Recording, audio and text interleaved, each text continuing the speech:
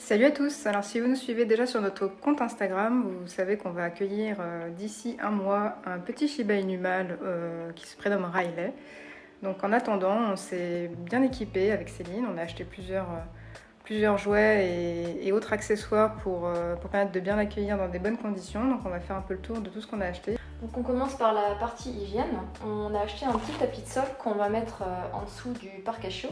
Donc ça va permettre de protéger le sol des petits accidents. Et ce qui est sympa, c'est qu'il est antidérapant, donc ça va aussi permettre au parc à chiots de ne pas bouger sur le parquet. Donc là, on a acheté des petites lingettes. Donc ça, c'est un gros paquet, mais à l'intérieur, c'est des petits paquets individuels. Donc c'est pratique pour pouvoir les emmener en balade, et puis ça permettra de nettoyer les petites pattes de Riley quand on rentre de balade et que c'était un petit peu sale, ou de lui nettoyer ses petites fesses en cas de petit accident. L'accessoire indispensable, les petits sacs à caca. Donc là on a pris une version biodégradable, ce qui permet de mettre l'ensemble directement dans le compost, parce qu'on a un petit compost à côté de chez nous, puis ça permet d'éviter de devoir chercher une poubelle absolument. On a aussi la petite boîte pour les transporter qu'on pourra accrocher à la laisse. Oui, c'était vendu avec les petits sacs d'ailleurs. Et Anaïs a craqué sur une super petite banane pour transporter justement les petites lingettes nettoyantes, les sacs à caca et peut-être mettre quelques friandises. Ensuite, on a trouvé chez Decathlon des petites serviettes. Donc ça, c'est une grande serviette qu'on va utiliser pour quand on le lavera dans la baignoire et pouvoir l'essuyer. Et puis là, c'est des petites serviettes en microfibre, hyper pratiques. Donc celle-là, on va s'en servir pour essuyer ses pattes quand on rentrera d'une petite balade. Donc c'est un format hyper pratique à transporter et qu'on pourra notamment mettre dans la petite banane. Donc avant de passer aux jouets, un petit accessoire de mode qui nous fait un peu plus plaisir à nous. C'est un petit bandana sur lequel Anaïs a craqué, qui vient de chez The Pose. On l'a acheté sur la boutique Inuko, on vous mettra le lien en description. Et il est vraiment de super qualité, on a adoré le motif et la couleur. Pour la partie jouets, on a des jouets d'interaction et des jouets d'occupation. Donc je vais commencer par les jouets d'interaction. Donc ça permet de jouer avec le chien, d'interagir avec lui.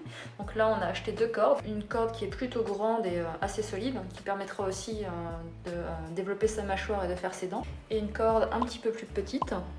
Donc toujours dans la partie interaction, on a acheté une petite balle d'une marque assez connue qui s'appelle Chuck It. Donc c'est une balle rebondissante pour permettre de jouer avec son chien.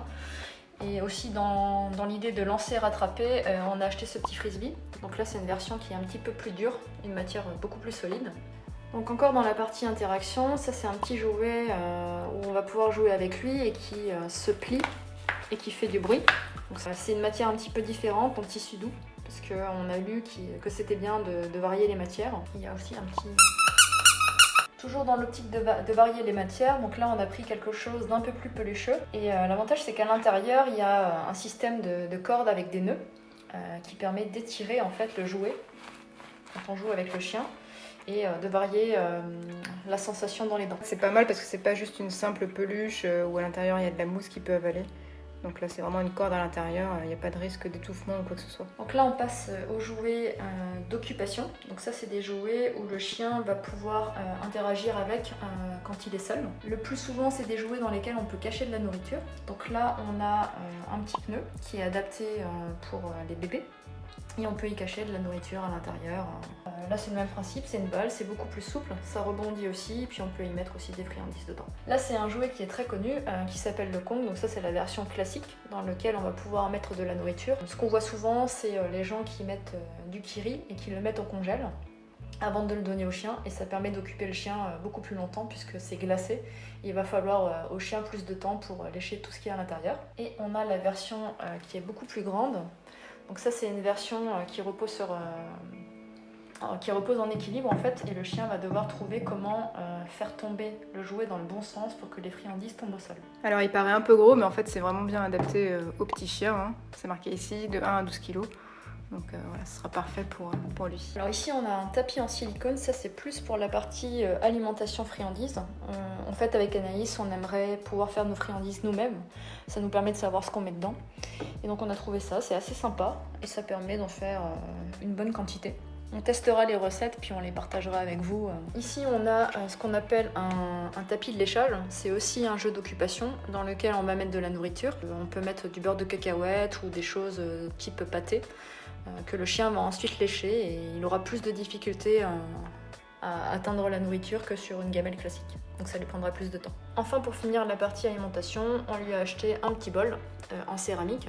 Donc là, c'est surtout pour se faire plaisir à nous, hein, parce qu'on a craqué sur le design.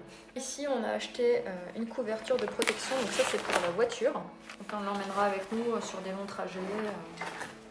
Protéger les sièges. Ouais, c'est une matière assez, qui a l'air assez robuste en tout cas, puis assez épaisse, elle n'est pas trop fine.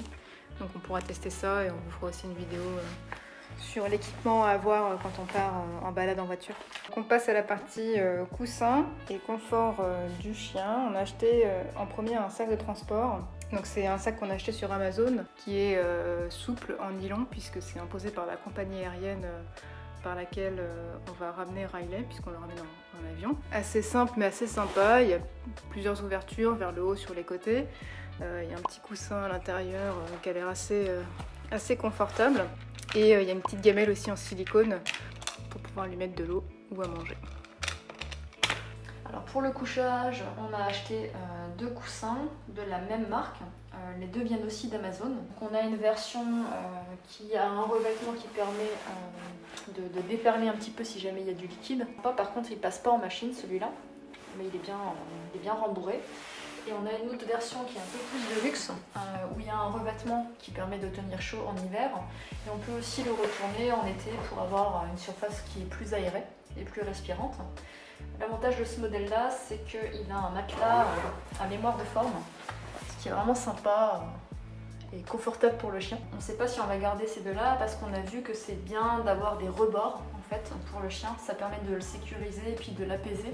On se pose la question si on ne devrait pas acheter un autre modèle justement avec des rebords. D'ailleurs, si vous avez des suggestions, n'hésitez pas à le mettre en commentaire. Le meilleur pour la fin, ça c'est un petit plaisir que je me suis fait, c'est une couverture plaid. Au début, on voulait l'acheter beaucoup plus tard, on s'est dit que quand il serait chiot, il allait sûrement pas mal mordiller, voire détruire certaines choses. Mais on l'a trouvé vraiment trop joli, donc on va essayer et on verra ce que ça donne. Ça vient de chez Nuf Nuf. On l'a aussi acheté sur Inuko. Et c'est une couverture plaid avec une surface très douce, très chaude. C'est vraiment épais, c'est qualitatif et c'est assez grand au niveau de la taille. Je crois que ça fait 1,50 m par 1 m. Voilà pour cette vidéo. Alors tout ce qui est laisse et harnais, on a l'éleveuse qui va nous fournir un harnais en taille XS pour le premier mois et les premières semaines du chiot. Donc on aura une longe de la part de l'éleveuse. Et de notre côté, il faut qu'on achète du coup une laisse. Ça c'est en cours, on ne l'a pas encore acheté. Voilà, donc si vous avez des suggestions sur d'autres accessoires, d'autres jouets indispensables à acheter, n'hésitez pas à nous le dire en commentaire. Donc n'hésitez pas à nous suivre et à vous abonner à la chaîne. On fera d'autres vidéos avec les jouets et Riley pour vous montrer un peu ce qu'il aime bien et ce qu'il aime moins. Donc merci à tous d'avoir regardé cette vidéo et puis on vous dit à très vite.